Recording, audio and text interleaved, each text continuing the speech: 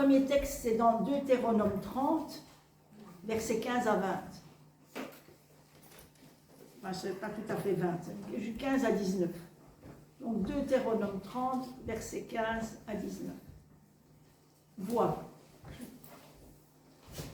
je mets aujourd'hui devant toi la vie et le bien, la mort et le mal.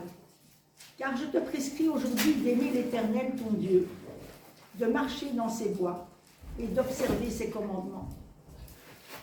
J'ai l'impression que le micro ne fonctionne pas très bien. On ne peut pas le mettre un tout petit peu plus fort. Ah d'accord, donc il faut vraiment arranger. Tout le monde devrait être à peu près là. Donc je mets aujourd'hui devant toi la vie et le bien, la mort et le mal. Car je te prescris aujourd'hui d'aimer l'Éternel ton Dieu, de marcher dans ses voies et d'observer ses commandements, ses lois et ses ordonnances, afin que tu vives et que tu multiplies, et que l'Éternel ton Dieu te bénisse dans le pays dont tu vas entrer en possession. Mais si ton cœur se détourne, si tu n'obéis point, et si tu te laisses entraîner à te prosterner devant d'autres dieux et à les servir, je vous déclare aujourd'hui que vous périrez, que vous ne prolongerez point vos jours dans le pays dont vous allez entrer en possession après avoir passé le Jourdain. J'en prends aujourd'hui à témoin contre vous le ciel et la terre. J'ai mis devant toi la vie et la mort, la bénédiction et la malédiction. Choisis la vie, afin que tu vives, toi et ta postérité. Amen.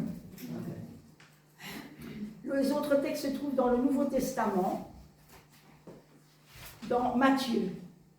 Matthieu 5, versets 38 à 41. Je vous laisse quelques secondes pour pouvoir trouver les textes. Matthieu 5, versets 38 à 41, et après, ça sera Matthieu 18. Après, ça sera Matthieu 18. Je vous le dis comme ça, vous repérez déjà. Donc, Matthieu 5, 38 à 41. C'est Jésus qui parle. Vous avez appris qu'il a été dit œil pour œil et dent pour dent. Mais moi, je vous dis de ne pas résister aux méchants. Si quelqu'un te frappe sur la joue droite, présente-lui aussi l'autre. Si quelqu'un veut plaider contre toi et prendre ta tunique, laisse-lui encore ton manteau. Si quelqu'un te force à faire 1000, fais-en 2 avec lui. Donne à celui qui te demande, ne te détourne pas de celui qui veut emprunter de toi. Vous avez appris qu'il a été dit, tu aimeras ton prochain et tu haïras ton ennemi. Mais moi, je vous dis, aimez vos ennemis, bénissez ceux qui vous maudissent, et faites du bien à ceux qui vous haïssent, et priez pour ceux qui vous maltraitent et qui vous persécutent. Et l'autre, ce sera dans Matthieu 18, versets 21 à 22. Et en fait, le texte que je viens de vous lire, il y a vraiment des similitudes avec le texte que Étienne vous a lu dans Romains. Alors, donc c'est Pierre qui s'approche de Jésus. Alors Pierre s'approcha de lui et dit, « Seigneur, et combien de fois pardonnerai-je à mon frère lorsqu'il péchera contre moi? Sera jusqu'à 7 fois ?» Jésus lui dit, « Oh non, je ne te dis pas 7 fois, mais 77 fois 7 fois. » Donc ça fait plus de 500 fois, c'est-à-dire toujours. Donc dans le premier texte qu'on a lu dans le Deutéronome, eh bien, Dieu, à travers Moïse, donne ses instructions au peuple et il lui dit, ben, il y a 2 chemins. Il y en a un qui mène à la vie, l'autre qui mène à la mort. Et moi, je vous enjoins à choisir celui qui mène à la vie. Et donc, ne pas vous adonner au culte des idoles et suivre vraiment mes commandements et ce que je vous demande. Et plus tard, dans le Nouveau Testament, on verra Jésus qui va aussi parler, qui va aussi donner des instructions. Mais nous savons que Jésus a dit « Je suis le chemin, la vérité et la vie ». Donc tout ce que Jésus dit, c'est vraiment un chemin qu'il nous montre, et ce qu'il dit est la vérité et la vie. De plus, nous savons que tout ce que Jésus va nous dire vient en fait du Père, puisqu'il le dit « Le Fils ne peut rien faire de lui-même, il ne fait que ce qu'il doit faire au Père ». Donc, sachons que tout ce que Jésus nous dit émane de la volonté du Père. Le discours de Jésus ici, dans les textes qu'on a lus, pour l'homme charnel, pour l'homme du monde, c'est assez déstabilisant. Pour notre ego aussi. Nous connaissons presque tous ces textes, par cœur pratiquement. Mais les appliquer dans nos vies, c'est vraiment une autre histoire. Jésus nous demande de ne pas nous venger, de tendre notre joue, de bénir nos ennemis, de donner notre tunique, de faire 2000 pas si on demande d'en faire 1000. Et en fait, Jésus pousse les choses jusqu'à nous demander d'aimer nos ennemis, de prier pour ceux qui nous persécutent. Moi, je trouve ça très dur, parce que je vous dis, je l'ai vécu cette semaine. Ajoutons ça à Pierre qu'il va demander à Jésus fièrement, est-ce que je dois pardonner jusqu'à 7 fois? Eh bien, Jésus lui dit, non, il est bien en dessous de la réalité. 77 fois, 7 fois. Et je ne sais pas si vos égos sont comme le mien, mais je trouve ça un peu fort, tout ce que Jésus demande. Parce que si quelqu'un me donne une baffe, ben moi j'ai bien envie de lui refiler au moins une, voire deux. Et puis, de quel droit est-ce qu'un énergumène viendrait me prendre ma tunique et que moi je lui donnerais en plus mon manteau? Il exagère celui-là, ce voleur. Et puis, pardonner, oui. Mais quand celui qui vient tout le temps, la même paix, vous lui pardonnez une fois et puis après, la semaine d'après, il vient encore vous blesser. Mais c'est quand même fort de devoir encore lui pardonner. On n'est pas toujours très à l'aise avec ce que Jésus nous demande. Ah oui, en tant que chrétien, on dit oui, mais bien sûr, ce que Jésus demande, c'est bien. Oui, c'est vrai que c'est bien. Mais nous, on a du mal. Et j'ai envie de lui dire, mais Jésus, est-ce que tu te rends compte de ce que tu nous demandes là? C'est trop injuste à mes yeux, en tout cas aux yeux de mon ego. Et j'imagine Jésus qui va me regarder et en souriant, mais avec un sourire bienveillant comme toujours, et qui va me dire gentiment, je vois que tu n'es pas encore morte. Mais moi je vais lui répondre, mais si Jésus, merci beaucoup, Dieu merci, je vis toujours. Et je suis bien contente d'être en vie et d'avoir la force de pouvoir manifester qui je suis et de quel bois je me chauffe. Et dans ce cas-là, je n'aurais pas compris ce que Jésus voulait me dire. Tu n'es pas morte à ton ego, à ta propre justice, à tes raisonnements. Il y a tout ce que tu crois légitime. Et c'est vrai que ça fait du mal à entendre. Mais Jésus nous demande en réalité d'observer les règles qui sont appliquées dans le royaume de Dieu. Et nous, on dit, ben oui Seigneur, c'est vrai que moi j'ai envie de respecter ta parole, on a tous envie ici. Mais quand même, Seigneur, on est tous un peu pareils, en tout cas, surtout au début de notre conversion. Après, quand on a bien cheminé avec Dieu, c'est différent. Mais au début de la conversion, on dit, Seigneur, tu sais, laisse-moi quand même une petite part. J'ai quand même des petites manies, des petites addictions, des petits penchants. Ben laisse-moi faire un peu ce que j'ai envie. Enfin, moi, je veux quand même bien te donner 70, 80, voire 90% toute ma vie. Hein. Ben laisse-moi quand même un tout petit peu pour moi.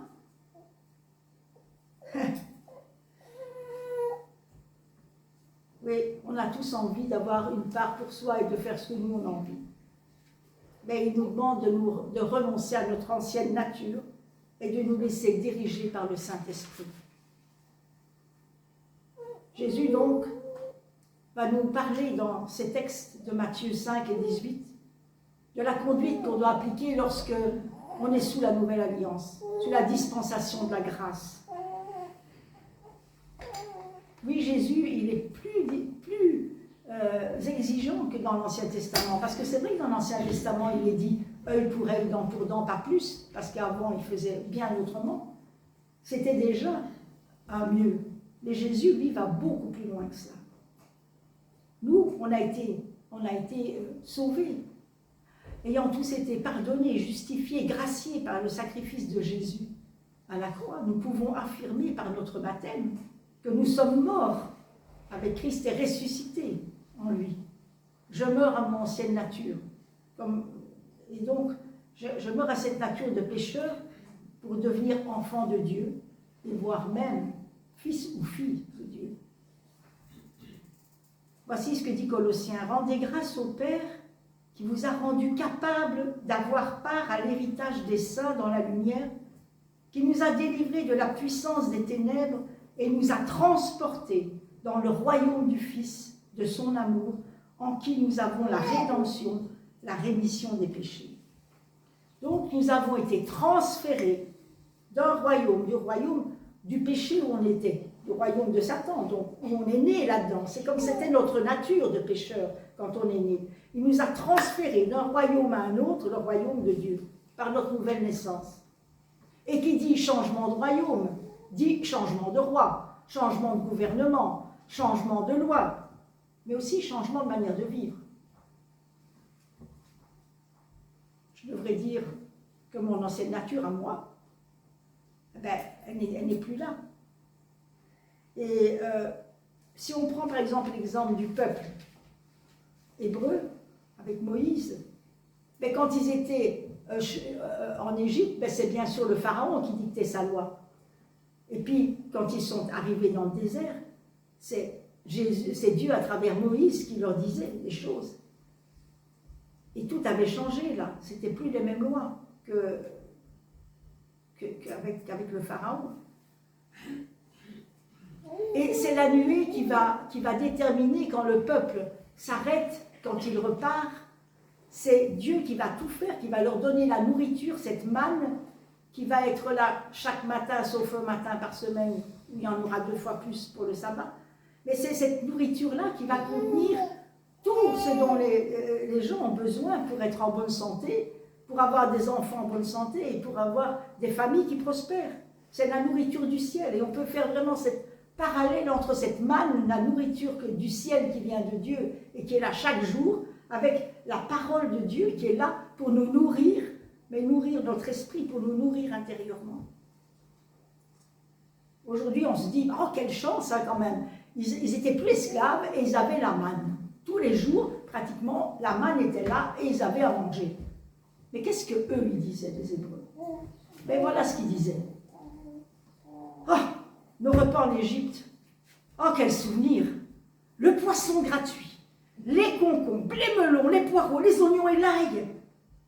Ici, rien de tout ça. Nous dépérissons à force de ne voir que la manne. Ils sont passés de l'esclavage à la liberté. Du royaume du Pharaon, un Dieu qui les mène sur le chemin. Et pourtant, ils regrettent ce temps où ils avaient, de la nourriture et des poireaux qu'ils avaient envie, quoi. Mais qui devaient travailler dur et être maltraités pour avoir ces poireaux.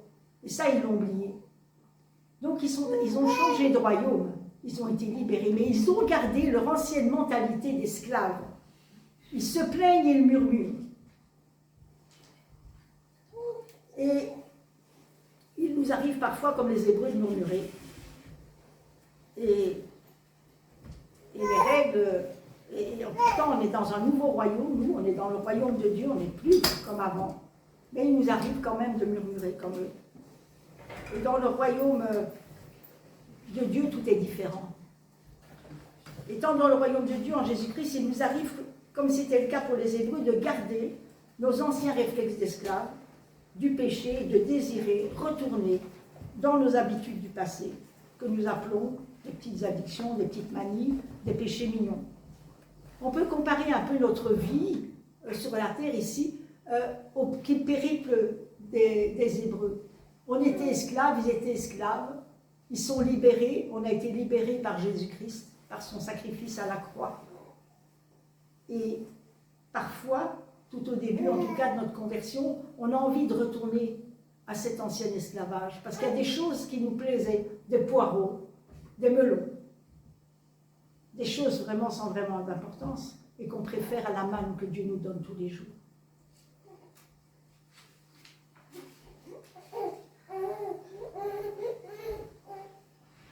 Parfois, nous, on murmure aussi. N'oublions pas que c'est à cause de cette attitude de cœur des Hébreux. Ils sont restés 40 ans dans le désert, au lieu de rester 40 jours. Ils ont agi avec Dieu comme on agissait avec une idole. Tu ne me donnes pas satisfaction. Je te prends, je te mets dans un coin et je me fabrique une autre idole. C'est ce qu'ils ont fait avec le veau d'or, pendant que Moïse était sur la montagne. Mais Dieu est Dieu, il n'est pas une idole. Ce n'est pas une idole qui ne parle pas et qui n'entend pas. Et à Dieu, au lieu de murmurer, c'est-à-dire de se plaindre dans la rébellion, on peut tout simplement lui dire « Seigneur, je suis triste parce qu'il se passe ça, je suis dans l'affliction parce qu'il y a ça. » Et lui parler. Mais on ne marchande pas avec Dieu, on plaide sa cause. On n'essaie pas de le manipuler, de l'acheter avec une bonne action, une belle offrande, quelques prières, parce qu'il est 3 fois saint. Et ça ne marche pas avec lui, tout ça. Il a donné ce qu'il avait de plus précieux, son Fils unique. Il faut vraiment qu'on respecte ça. On peut manipuler un être humain, ça même sans qu'il s'en aperçoive, et surtout sans qu'il s'en aperçoive. Mais Dieu, on ne le manipule pas, il est tellement au-dessus de ça. Mais entre parenthèses, la manipulation s'apparente à la sorcellerie. S'il y a des manipulateurs, ben moi, à un moment donné dans ma vie, j'ai été manipulatrice, je dois le dire, et ce sont mes filles qui m'ont dit « Maman, tu manipules ». Je dis « Ah bon ?» Oui, je ne me rendais pas compte. À partir de ce moment-là, j'ai toujours fait très attention, parce que j'ai su que ça s'apparentait à la sorcellerie, et j'ai dit « C'est tellement grave que je dois absolument arrêter ça ». Mais revenons un tout petit peu sur ces 40 ans dans le désert. Donc Dieu voulait les faire rentrer dans un pays prospère, comme nous. Il veut nous faire rentrer dans la pleine vie de la nouvelle naissance. Mais, mis à part Josué et Caleb, il n'y a personne qui voulait aller affronter les géants. Parce que les autres, ils avaient peur des géants. Mais Josué et Caleb, ils se disent, mais nous, on fait confiance à Dieu. Encore cette mentalité d'esclaves qui les empêche d'avoir la foi. Et voici ce que Dieu va décider, c'est que personne n'entrera, enfin à part les tout jeunes, tous ceux qui ont passé 20 ans, ils ne rentreront pas dans le pays promis. 40 ans, ça a été le moment où, en fait, ils étaient dans le désert et où leur mentalité devait être transformée. Cette mentalité d'esclave devait être transformée. Et 40, ça symbolise le processus dans lequel Dieu vient réformer l'homme intérieur. C'est aussi le nombre de la préparation. Pensons à Moïse qui va rester 40 jours et 40 nuits sur cette montagne, et quand il va descendre, il va revenir différent. Et pensons à Jésus qui était 40 jours dans le désert, de jeûne dans le désert, et quand il va revenir, Satan va venir pour le tenter. Mais il ne va pas se laisser tenter, parce que n'oublions pas que si Jésus est 100% Dieu, il était aussi 100% homme. Et donc, son côté humain n'a pas été tenté, il ne s'est pas laissé tenter. Et c'est à partir de là qu'il va commencer son ministère. Donc, 40, c'est la préparation intérieure pour rencontrer Dieu. Et dans nos vies, si nous ne voulons pas végéter 40 ans dans le désert, nous devons agir en fonction de qui nous sommes en Christ. Non plus en fonction de qui on était avant. Il est notre Seigneur désormais. Nous sommes à lui, il vit en nous. Et notre défi de tous les jours, c'est de lui laisser de plus en plus de place et de renoncer à mon moi, à mon je veux ou je veux pas. Lorsque le Seigneur va demander à Pierre de pardonner 77 fois, de bénir nos ennemis, de prier pour ceux qui nous persécutent, etc., mais dans tous ces exemples, Jésus prend le contre-pied de toute notre logique humaine, vraiment.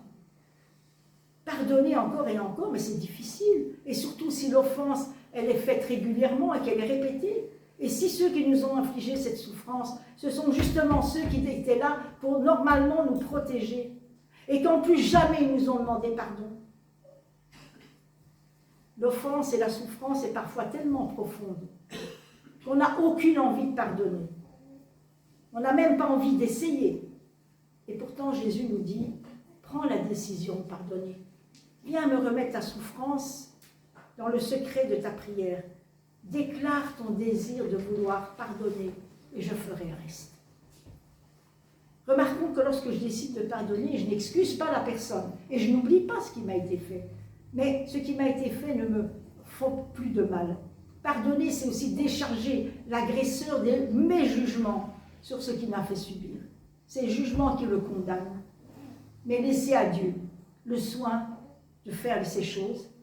Mais pardonner, c'est aussi, si j'ai libéré l'agresseur, c'est me libérer moi-même de l'emprise de l'agresseur.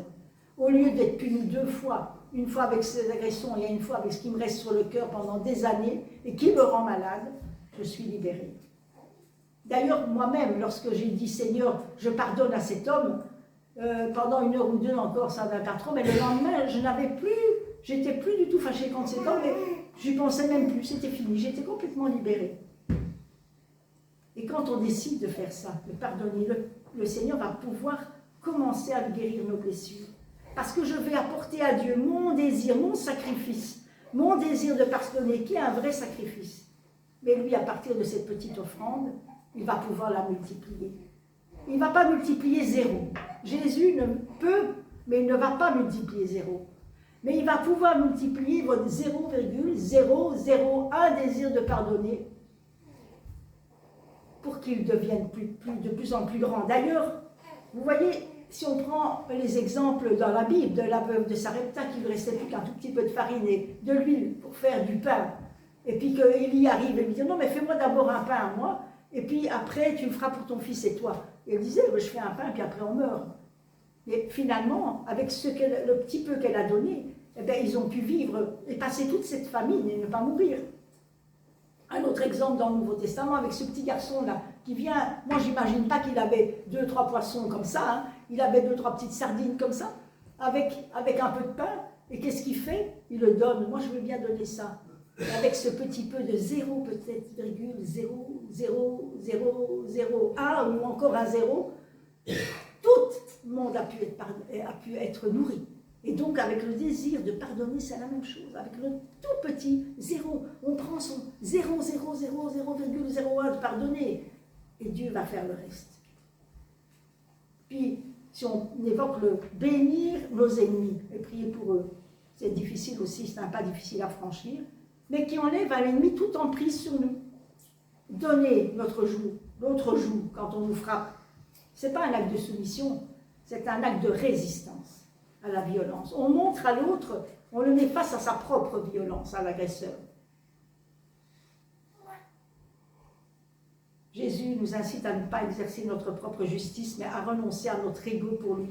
Pourquoi? Parce que notre ego, c'est... J'ai oublié le mot. Je suis esclave de cet ego. Quand je l'écoute, je suis esclave de cet ego. Je ne dois pas lui laisser de place. Oui, lorsque nous faisons le choix de ne pas répondre à la violence, nous ne sommes pas une victime, mais c'est notre choix. Et d'ailleurs, c'est un choix. Et d'ailleurs, Jésus l'a dit. Moi, j'ai choisi de mourir sur la croix. On ne m'a pas ôté ma vie, c'est moi qui l'ai donnée. Et donc, moi, je choisis aussi. Nous pouvons tous choisir. Mais quand on fait les bons choix, bien sûr, ça a un effet dans nos relations avec les autres, avec ceux de notre famille, mais avec ceux de notre travail, et aussi dans le monde plus large, dans le monde spirituel aussi, et dans le monde naturel. Notre façon d'agir et nos décisions influencent notre entourage, mais aussi tout le monde spirituel. Par exemple, quand j'essaie de me venger de mes ennemis, je réponds aux lois du royaume de Satan, parce que c'est pas ce que Dieu dit. Donc je réponds aux lois du royaume de Satan. Et vous connaissez tous les anciennes locomotives à charbon qu'il y avait au début du 19e siècle. Eh bien, on prend cet exemple. Quand je veux me venger, c'est comme si je mettais du charbon dans la locomotive de Satan et qui va lui donner plus d'énergie pour avancer plus loin et plus vite. Soyons donc conscients des implications de nos décisions et ne collaborons pas avec l'ennemi. Jésus va nous parler aussi non, c'est Paul qui va nous dire que Dieu soit remercié, lui qui nous a fait toujours triompher en Christ et qui propage partout, à travers nous, le parfum de sa connaissance. Nous sommes en effet pour Dieu la bonne odeur de Christ. Nous sommes la bonne odeur de Christ. Et Paul nous dit ici, ils sont pour Dieu la bonne odeur, qu'ils sont pour Dieu la bonne odeur. Et d'après ce que Paul dit, donc, dans le monde spirituel, nous dégageons une odeur. Notre parfum est-il dès lors agréable à Dieu, car il voit Christ en nous? Ou bien notre odeur est-elle celle de la mort et de la pourriture, parce que nous n'avons que l'apparence de la piété sans Christ? Quand Dieu le Père nous regarde, c'est Christ qu'il voit en nous. Quand il regarde moi, ce n'est pas Christine qu'il voit, c'est Christ en Christine. C'est pour ça qu'il a un regard favorable. Quelle place laissons-nous à Christ dans nos vies? Soumettons-nous aux enseignements de Jésus, car ce qu'il dit est la vérité. Parole, et c'est une parole de vie. Un disciple de Jésus se reconnaît, non pas à ses beaux discours, à ses longues prières. Non, on doit reconnaître à sa façon d'agir, à sa compassion et à l'amour qu'il démontre envers les autres. La foi, l'obéissance et la foi en Dieu qu'on considère comme étant vraiment notre Dieu, qui nous dirige. Et non, on n'a pas à se soumettre à 600 lois, parce que, comme l'a dit Patrick la semaine dernière, la loi de Dieu est écrite dans nos cœurs. Être tourné vers le Père et le Fils, c'est désirer leur plaire et remplir leur cœur de joie et de satisfaction. Ce que Jésus recommande dans les textes que nous avons lus, ce sont les règles du royaume de Dieu. Ces règles, si on les suit, font grandir en nous et autour de nous le royaume de Dieu. Et ça aussi a une implication dans notre monde naturel, mais dans tout le monde spirituel. Imaginez 2 milliards de chrétiens sur la terre qui se conduisent comme Dieu, Jésus le demande ici. Le monde sera changé. Mais nos vies seront changées, les vies de nos familles seront changées. J'imagine par exemple des familles recomposées, où la belle-mère n'aime pas ses beaux-enfants, où le beau-père n'aime pas ses beaux-enfants, où les beaux-enfants se disputent entre eux. Enfin, ces enfants se disputent entre eux, mais c'est vraiment l'enfer sur terre, ça. Alors que le contraire, c'est magnifique. Oui, lorsque nous mettons en pratique toutes ces règles que Jésus nous demande, qui sont plutôt des conseils en fait, ça va nous protéger des assauts du diable. Et il va trouver des portes fermées dans lesquelles il ne pourra pas rentrer, tandis que quand on murmure, quand on a de la rancœur, qu'on ne veut pas pardonner, ben les portes, elles sont grandes ouvertes et le diable, il peut rentrer facilement. Le manque de pardon, la colère, qui sont entretenus, incontrôlés, n'amènent rien de bon et peuvent même déclencher des maladies, des divisions dans plusieurs domaines de nos vies. Tout ce que Jésus nous enseigne est précieux et fait avancer le royaume de Dieu. Nous ne comprenons pas toujours tout ce qui est dit dans la Bible et l'obéissance nous amène toujours à la bénédiction puisque l'obéissance vaut mieux que le sacrifice. Choisir Jésus, c'est choisir la vie. En nous demandant tout ça, Jésus nous démontre que nous sommes différents et que nous sommes des esprits dans un corps et non d'abord des corps de chair. Nous sommes des voyageurs sur cette terre. Nous ne sommes pas de ce monde. Nous ne nous attachons pas à la justice et au raisonnement du monde, mais à celle de Dieu. Et si par exemple je ne veux pas donner ma tunique, le manteau avec ma tunique, pourquoi? Parce que d'abord, je fais intervenir ma propre justice. Mais aussi parce que mon ego a peur. Il a peur de manquer d'un manteau, il a peur de manquer de quelque chose. Or Dieu nous dit, mais demande-moi, et moi je te donnerai. Je vais vous citer, et j'ai bientôt terminé, une phrase de Jean-Baptiste qui dit « Je ne suis pas le Christ, mais j'ai été envoyé devant lui. Celui à qui appartient l'épouse, c'est l'époux. Mais l'ami de l'époux qui se tient là et qui l'entend éprouve une grande joie à cause de la voix de l'époux. Aussi cette joie qui est la mienne est parfaite. Il faut que je croisse. Il faut qu'il croisse Jésus et que je diminue, c'est ce que Jean dit. Il faut que Jésus croisse et que je diminue. Notre ego nous pourrit la vie. Nous sommes son esclave si nous lui obéissons. Et il est notre idole si nous lui obéissons, si nous le laissons régner dans nos vies. Donnons donc la première place à Jésus et à sa parole. Et mon ego sera tellement à l'étroit en moi qu'il ne s'y trouvera plus confortable et qu'il partira. Que notre foi prenne l'ascendant et qu'il ait la victoire sur nos peurs et nos blessures et nos addictions. Amen. Amen. Je voudrais aussi vous faire un petit témoignage encore d'ego, de qui m'est arrivé encore cette semaine. Alors j'ai demandé à Ulrich si je pouvais le dire, il m'a dit oui. Alors la semaine dernière, le week-end dernier, Ulrich décide, pour pouvoir aller dehors, de nettoyer la chaise de jardin et la table de jardin blanche. Et quand il a eu fini de nettoyer, bon, moi je suis curieuse, je vais voir la table. Et la table était très très bien nettoyée, les chaises aussi, tout le dessus était parfait. À part que le rebord, il n'avait pas nettoyé. Et je me dis, ah, Ulrich, on voit bien que tu es un homme, toi. Ah, tu as bien fait tout le dessus de la table, mais les petits détails, le bord, ça, tu n'as pas vu. Hein. Ou tu n'as pas nettoyé, quoi. Il n'est pas propre, ton bord. Et je dis, mais si ta femme vient et qu'elle s'assied là, elle va avoir son truc. Mais figurez-vous que Ulrich, ça ne lui a pas trop plu que j'ai dit ça. Et que moi, je disais ça très gentil. Enfin, pour moi, c'est gentil de dire ça, tu vois. Parce que mon mari, ben, s'il essuie la table, ben, je la ressuie après, parce que j'ai pas assez bien essuyé à mon goût. Donc, il y a beaucoup de femmes qui se reconnaissent. Et donc, pour moi, c'était tout gentil. Mais lui, il a été vexé un peu. Et donc, voilà, c'est nos égos. Et moi, mon ego, ça a été peut-être un peu de faire un peu du sexisme. Hein. Ça a été mon ego, probablement. Et le sien, ça a été d'être blessé. Donc, il faut vraiment faire attention dans l'église, parfois. Eh ben, il y a les égos qui sont comme ça. Seigneur Jésus, je veux te remercier parce que ce qui nous a été dit là dans ta parole, Jésus, c'est tellement important. Et nous, vraiment, souvent, c'est nos égos qui nous font faire des choses qui ne sont pas justes. Qu'on croit justes, mais à tes yeux, ce n'est pas juste. Et vraiment, nous voulons nous soumettre à ta parole, Seigneur Jésus. Te demander pardon pour toutes les fois où nous avons encore et encore, Seigneur, fait fonctionner notre propre justice et mis en avant nos égos plutôt que ta parole et ta volonté. Viens nous aider, Seigneur, à changer. Amen. Amen. Est-ce que je peux prendre la parole? Oui.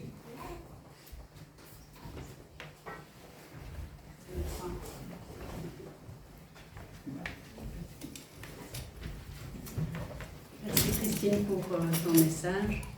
Et je voulais quand même peut-être un petit peu partager par rapport à ce que tu dis. Et c'est vrai que pardonner déjà, ben, c'est très difficile.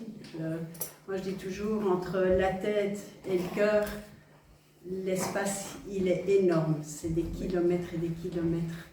Et que donc, parfois on a dans la tête de dire oui, je dois pardonner telle ou telle chose.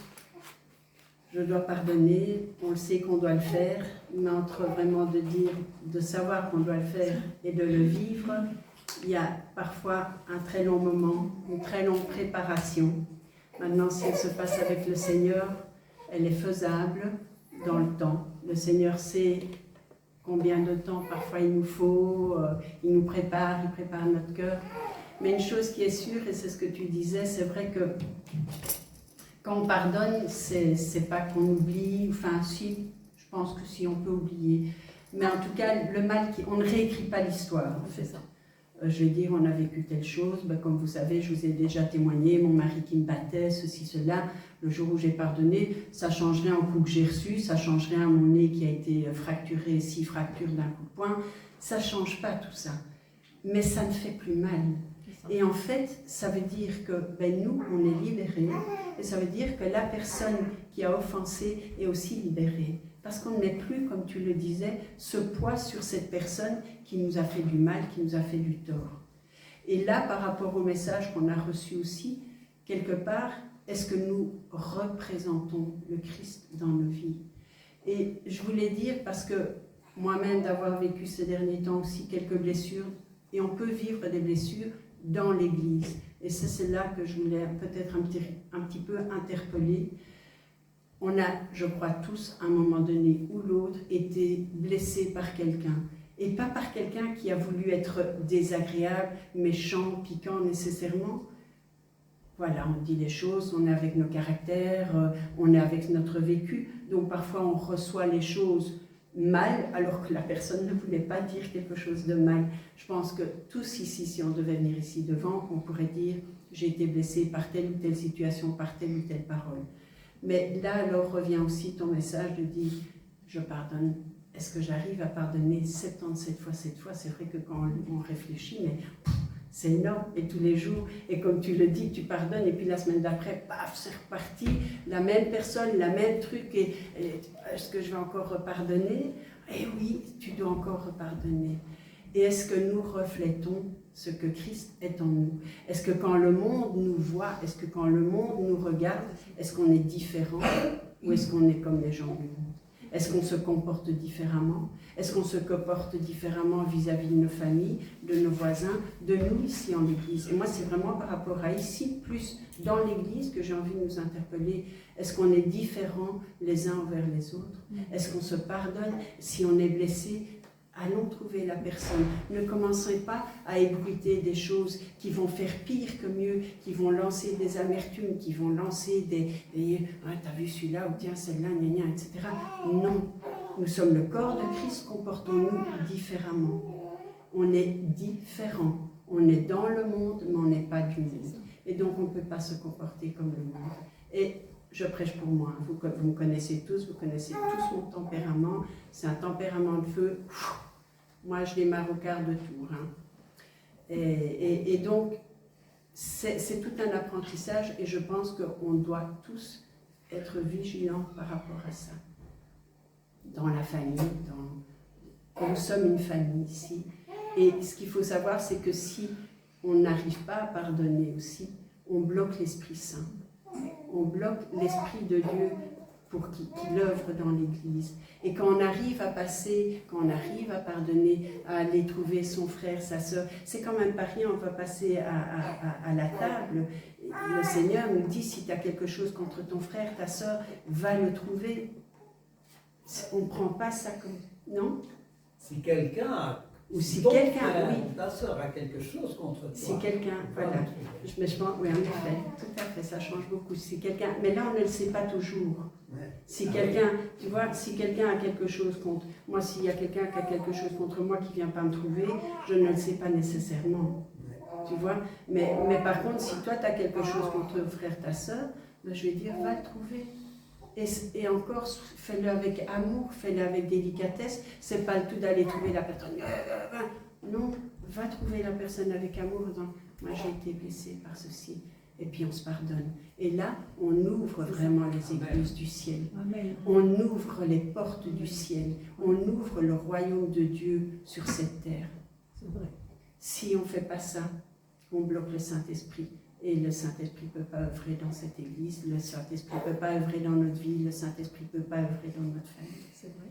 Voilà, ça fait un petit temps que j'avais ça sur le cœur, que je voulais vous le partager, parce que voilà, j'ai des échos qui me reviennent. Je pense qu'on est tous à un moment donné blessés, d'une mauvaise compréhension, etc. Et après, quand il faut remettre les choses, c'est difficile. Et donc, soyons vigilants.